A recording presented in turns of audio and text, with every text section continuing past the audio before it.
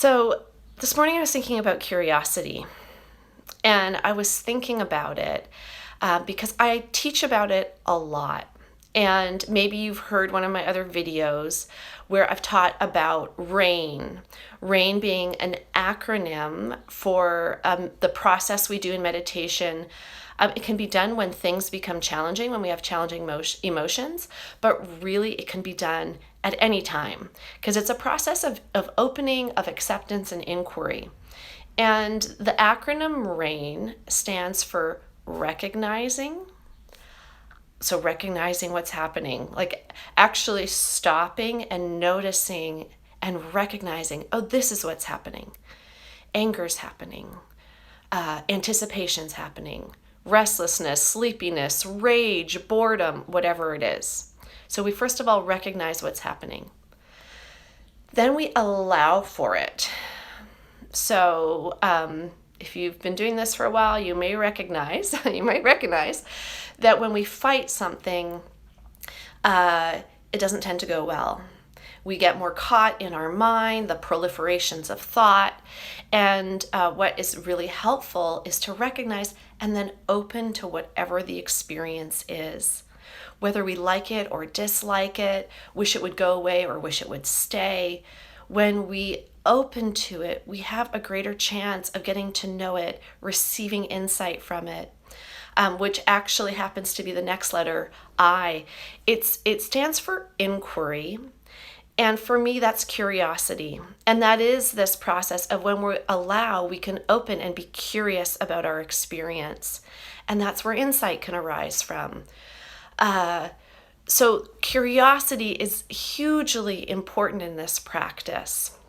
In fact, it was the foundation of the Buddha's teaching was to really check things out for yourself and to be deeply curious about your experience. Sometimes you might hear the word inquiry in relation to this kind of contemplative practice. And that's what we're talking about. It's inquiry, like, what's really going on here? What's really at play in this human mind and body, this consciousness that I am experiencing life through? And so in RAIN, again, it's recognize, allow, investigate. So that's the interest, the inquiry, the curiosity, and then non-identify. So having a little bit of perspective to be able to see, this thing is happening through me, but it's not necessarily all of me. It's not the absolute bottom line on who I am. Like right now, I feel incredibly restless. Restlessness is an experience that's arising.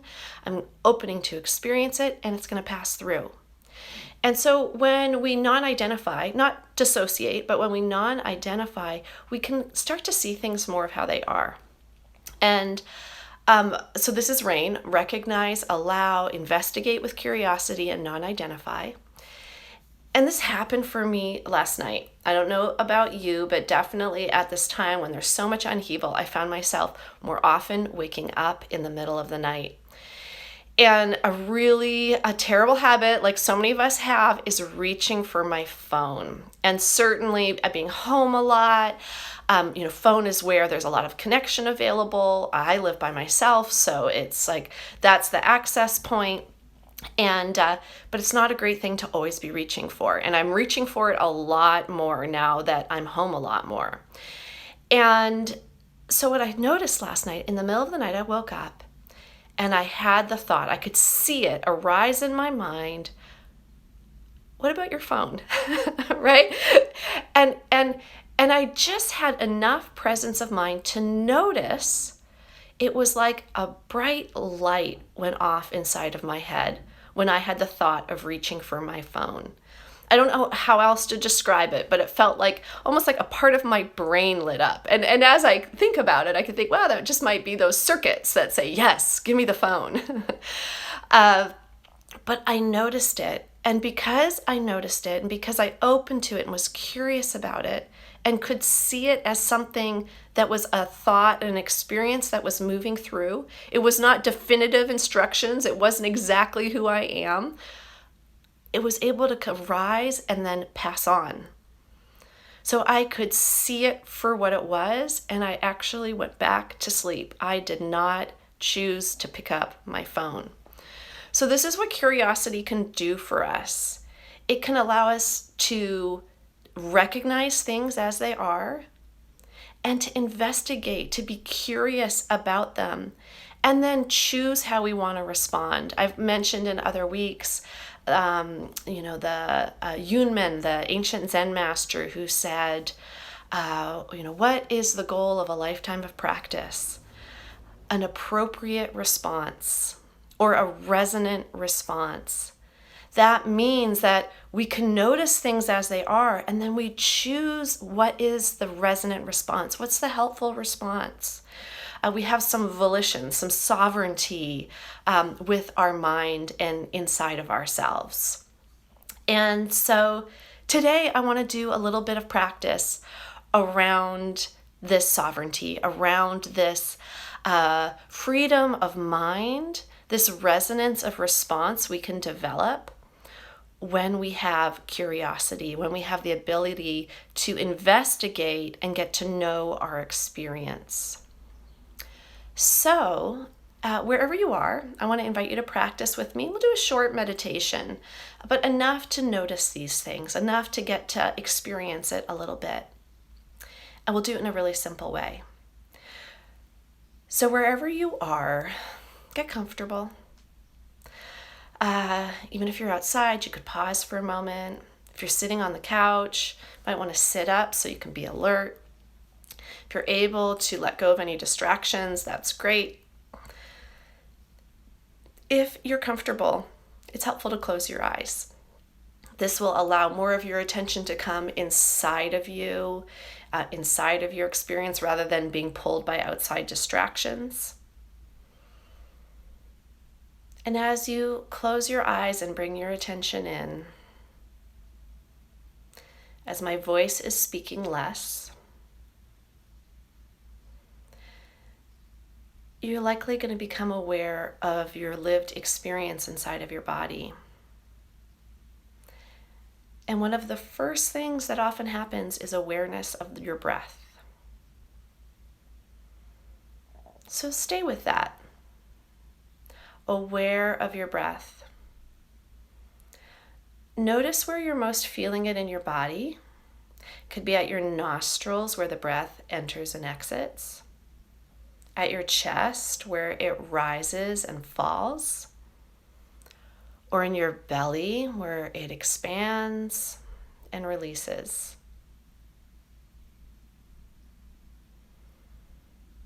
It might be experienced as breath moving through your whole body and your entire body, rising and expanding, falling and releasing.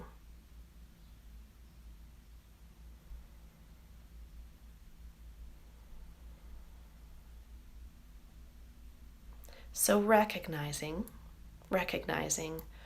where is the breath in your body? How do you experience breath moving through your body?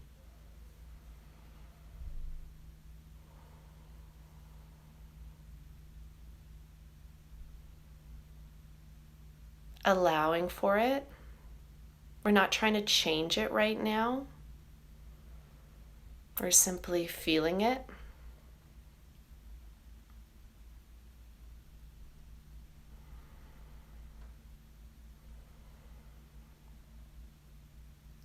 So recognizing and allowing, and then getting really curious about your breath, investigating. So if you can feel your breath wherever you're feeling it in your body, attuning your attention, dialing it in, feeling for where your breath begins. What does the very beginning of your in-breath feel like?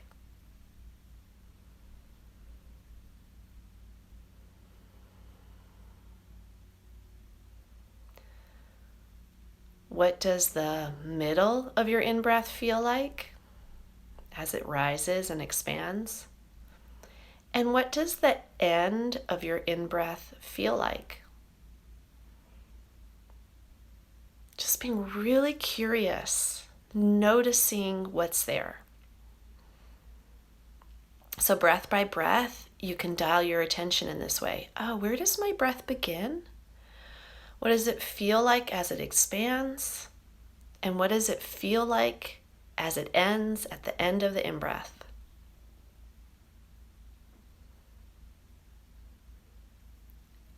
And then in the same way, noticing your out-breath. Where does your out-breath begin? How do you feel it? How do you know you're breathing out? What do you feel in your body? How does the breath feel as it releases from your body? And what is the experience of the end of your in-breath? Bringing this really intimate curiosity to your experience.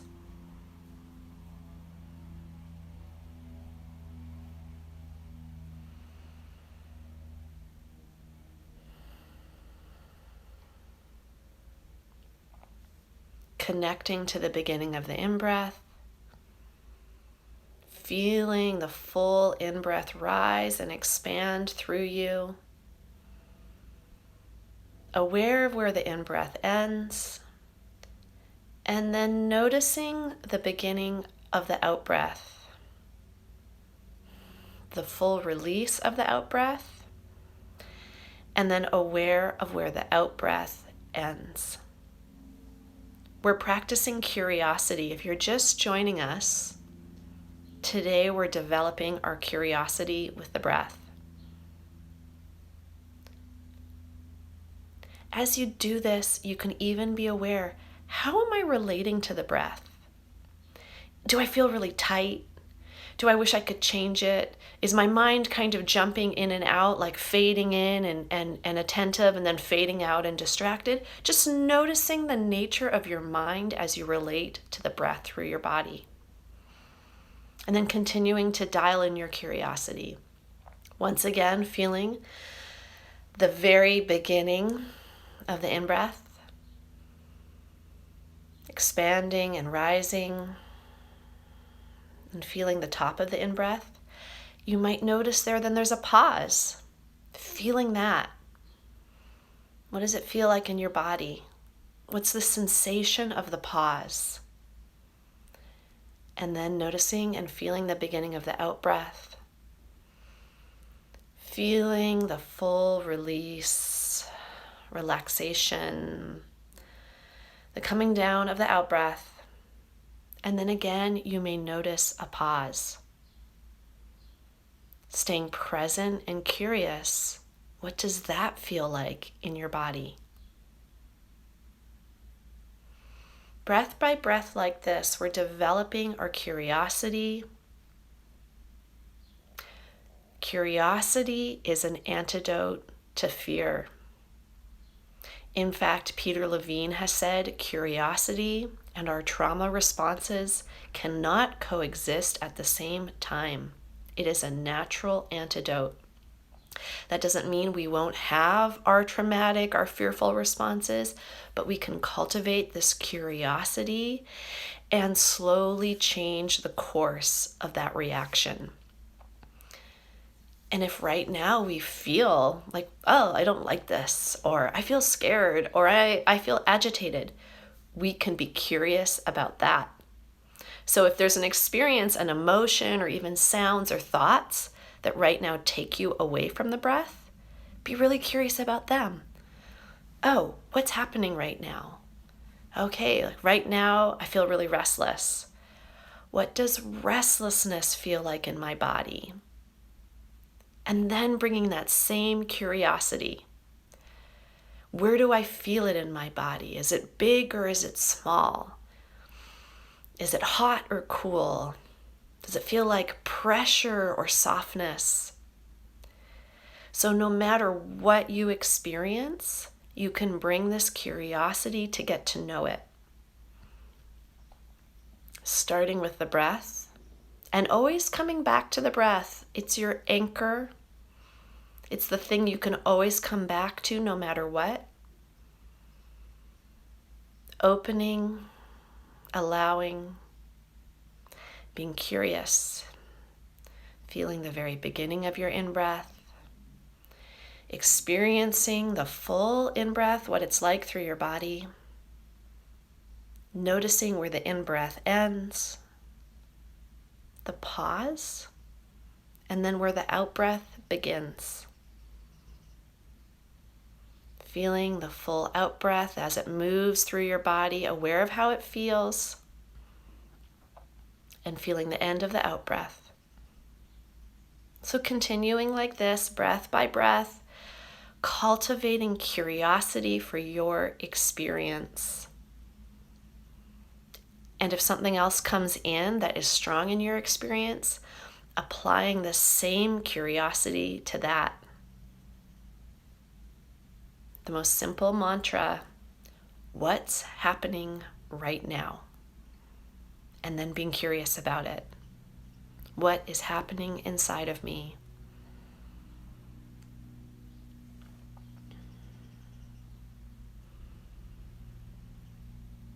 Taking a moment to feel a few more breaths, or investigating with continued curiosity that emotion, that sensation, whatever it is that you're experiencing inside of you.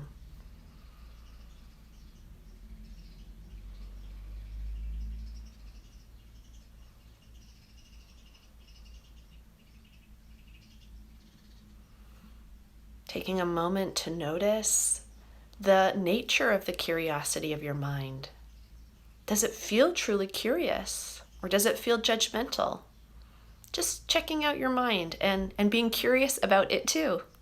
How is it responding to this moment?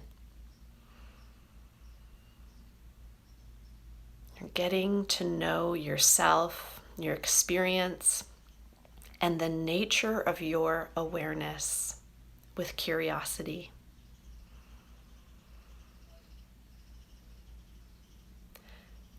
The Buddha said, all things can be understood through this fathom-long body. And with curiosity, we can get to know the nature of things, the nature of mind, the nature of life, directly through our own experience.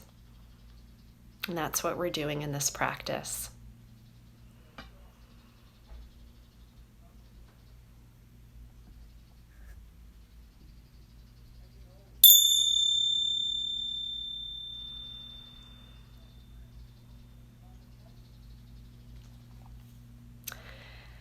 So thank you for joining me to practice, to cultivate some curiosity for our experience. I'd love to know how that was for you. If there was a moment in your meditation, or maybe something I said that was helpful, or an insight that you had, maybe it was just challenging and you noticed that, I would love to hear from you what that was like. If you want to share in the comments, anything, or if you have a question you want to ask, I'd also be happy to answer it, both about this practice, developing curiosity, but about anything else in your mindfulness practice.